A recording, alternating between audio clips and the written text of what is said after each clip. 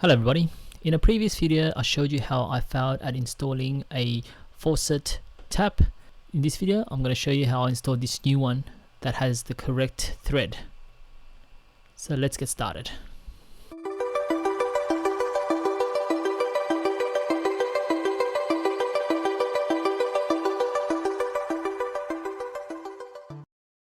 Like always, the first thing you need to do is remove the old one.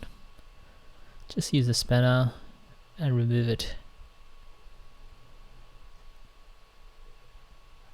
Just keep twisting it. Just make sure the water is turned off. Now, in order to replace the old one with the new one, I noticed there was a few things that I needed to remove and use. So on the new one, there's actually some extra. So I tried putting it on and it looks like it doesn't completely fit. So what you need to do is, there was this rubber piece that I needed to remove. It was actually attached to the black part where the thread is. Then I tried inserting it again and it felt as if it wasn't going in. My daughter was trying to actually help me to figure out what was going on. She might have mentioned that there could be something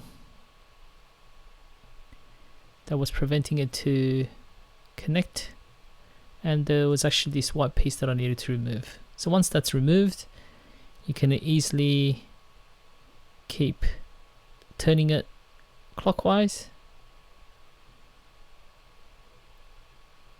and then the unit is actually installed. So I used this device here. It's a strap. You can use it to just make it more tight. It's a strap wrench. I'll put a link in the description if you're interested. Just turn it a few times and then you can feel it that yes, it's tight. Once it's tight, just take it out, test it, and that's it. If this video helped you in any way, give it a like and subscribe to the channel.